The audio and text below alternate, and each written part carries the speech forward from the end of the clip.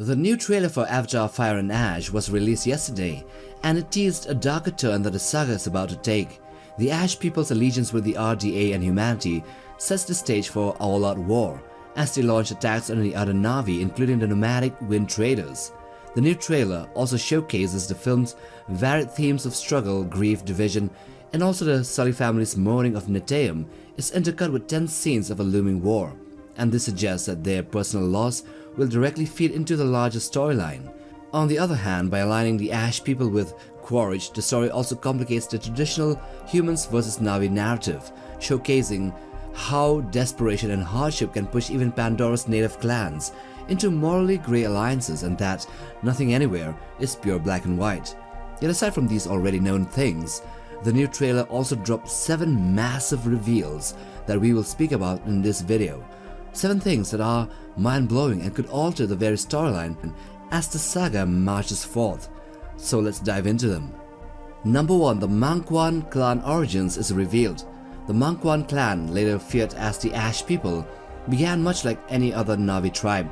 They live in the forest near a great home tree in balance with Eywa, much like the Omaticaya, but their lives were shattered when a catastrophic volcanic eruption annihilated their home, burying their lands in fire and ash. Entire families were lost, their sacred bonds to Eywa's web of life severed in one night of destruction. For the survivors, this wasn't just the loss of a home, it was the loss of faith. Eywa, the goddess they had trusted to protect them, had failed to intervene and save them from the destruction, despite them being really devoted to her. In their grief and rage and vengeance, the Mangwan turned inward, becoming bitter, hardened, and with their welcoming of outcasts, they became alienated from the rest of the Na'vi tribes. So from that moment on, fire became their harsh new teacher and master. Where Eywa had failed, fire had proven itself undeniable. It is destructive, yeah, but it is also pure and absolute, and it does the same thing to anything it touches, unlike how Eywa kinda lied to them and failed to save the Mangwan clan. At least that's what's in their mind, in their belief. Fire had taken everything from them, and so they came to see it as the only force worthy of reverence, even greater than Eywa. Their rituals shifted from harmony to domination, from prayers to Eywa to acts of burning and scarification. Their leader Varang embodies this philosophy, wielding fire not just as a weapon, but as a creed, teaching her people that survival depends on embracing strength and destruction. In rejecting Eywa, the Mangwan embraced fire as the true god of their broken world, building a society forged in ash, vengeance, and survival at any cost. The second big reveal is Spider becomes a Na'vi-human hybrid. In the new trailer, the most shocking reveal is when Miles' spider Soroko is shown walking across Pandora without a breathing mask, something previously impossible for any human. Pandora's atmosphere, while it is rich in oxygen, contains over 18% carbon dioxide, toxic levels of hydrogen sulfide, and an unusual concentration of xenon, making it deadly to Earth-born lungs within minutes. Spider's survival points to something extraordinary, a transformation that allows his body to process Pandora's alien air. The trailer hints at this through scenes of him linking with Pandora's neural network with Eywa, where growing tendrils crawl across his body, suggesting Eywa herself has altered his physiology. And then in a split-second scene later on, we see him also with a Q, a Na'vi Q, trying to bond with an Elu, that watery creature, which suggests that Eywa has also made him into a hybrid. These adaptations are biological, a kind of symbiotic integration that fuses Eywa's will with Spider's human body. Instead of relying on machines or avatars, his lungs may have been reshaped on a cellular level, infused with enzymes or symbiotic organisms capable of filtering toxins and metabolizing Pandora's atmosphere as naturally as a Na'vi does. And with his Q, he essentially has become a native of the world and thus can effectively function as a Na'vi. In essence, Spider has become the first true Na'vi-human hybrid, not one that is cloned, but one that is transformed by Eywa. Here he is neither dependent on technology nor limited by his biology. This breakthrough, however, carries terrifying implications. If Eywa or human science can replicate this process, then every human could one day breathe freely on Pandora or bond with its creatures, erasing the barriers that has kept humanity at bay and tipping the balance of survival against the Na'vi. The third big reveal is that the Tulkuns are getting ready for war. The Tulkuns, which are towering leviathans of Pandora's seas, have long embodied a philosophy of pacifism that sets them apart even from the Na'vi. Their doctrine, known as the Way of the Tulkun, is an ancient vow to never kill, which is born from a distant time when violence nearly destroyed their kind. Since then, they have embraced a life of pure spiritual depth, cultivating rich traditions of music, poetry, and storytelling. Their intelligence expresses through art, culture, and communion rather than conflict. To the Neteyam clan, they are more than animals. They are siblings bound in a lifelong kinship through shared families, mourning, and celebrations. Yet, as hinted in Avatar Fire and Ash, this way of life is on the brink of upheaval, with the RDA's exploitation, escalation, and the Ash people aligning themselves with human technology and destruction.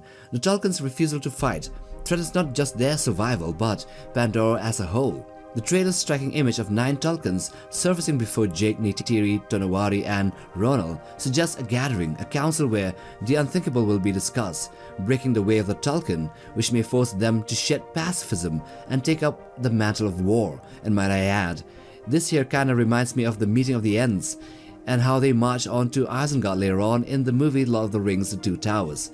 Kinda same but different, but still same. The fourth big reveal is Varang's Sahelu with Miles Quaritch.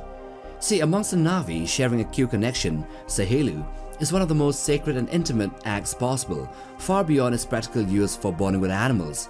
Through it, 2 Na'vi directly linked to each other share their consciousness, exchanging emotions, memories, and even aspects of their spiritual selves, creating a level of understanding and unity deeper than words or gestures could convey. When used between mates, it signifies a lifelong bond of love and trust, as seen with Jake and Neytiri. This is why the act carries such a profound cultural weight, and why the trailer's reveal of Varang and Quaritch making this connection is so startling. Their Sahelu suggests not only an alliance of convenience but a merging of wills, potentially even a romantic union that strengthens with their shared ideology. In narrative terms, it makes them more than just military partners. They could emerge as a dark mirror of Jake and Neytiri, a corrupted power couple who wields their bond not for harmony or balance, but for domination and vengeance, embodying a perversion of the Na'vi's sacred ritual. Then the biggest reveal I could say is the Toruk is reunited with Jake's Sully. The Toruk, or the Great Leonopteryx, is the most feared and revered predator of Pandora's skies, a massive apex flyer whose dominance makes it both a symbol of terror and awe in Na'vi culture. Amongst the Na'vi, taming and riding a Toruk is seen nearly impossible, and anyone who achieves it earns the legendary title of Toruk Mokto, a figure destined to unite clans in times of great crises. In the first film, Jake Sully's bond with the Toruk was the turning point of the war against the RDA, allowing him to rally all the Na'vi clans together under a single banner and defeat humanity's forces. The Toruk's absence in the Way of Water left many wondering if that bond has ended or if the animal had died when humanity came again. But its return in Fire and Ash restores its mythic weight, seeing Jake once more mounted on the Toruk in a shadowy cave and leading it into battle against the RDA ships once more doesn't just promise spectacle, it reaffirms his role as the Toruk Mokto, a unifier and a warrior of destiny, while reminding audiences that this creature embodies both the Na'vi's spiritual reverence for nature and their might when forced into war. The sixth reveal, Neytiri joins the Ash people. Here in the trailer we see Neytiri wearing the red and black war paint of the Ash people, and it is one of the most provocative details in the trailer. It strongly hints that her journey will bring her dangerously close to Varang's philosophy.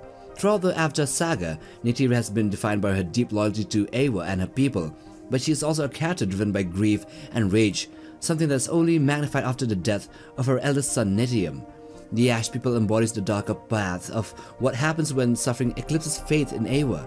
They channel their pain into fire, vengeance, and raw survival. For her to don the colors of the Mangwan clan could signal a moment where she is tempted to embrace their worldview, whether out of fury at the RDA, or for disillusionment with Eywa's silence, or even a desperate attempt to protect her family at any cost.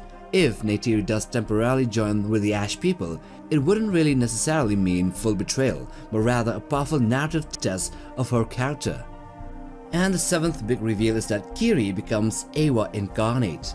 Kiri's role in Avatar: The Way of Water established her as one of the franchise's most mysterious and important characters, and Fire and Ash looks set to expand on that. Her origins alone mark her as unique. She was born from Grace Augustine's Avatar body with no known father, like a virgin birth, which suggests her creation was tied to Eywa itself.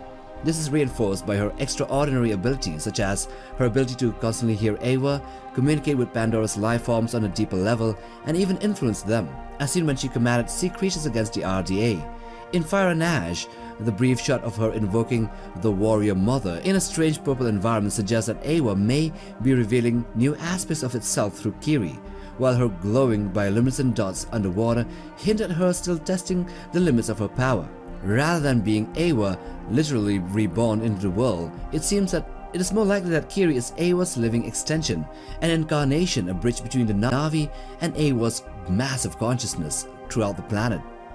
And so those are the 7 big reveals in the new Avatar 3 Fire and Ash trailer. Now, if you like this video, then watch this other one too, the one in the end screens, and do hit that like button for support. And for the ones viewing this in their phones, hit that hype option for hyping up the video to other viewers. Also subscribe, share this video, and we'll see you in the next one. Take care, fam.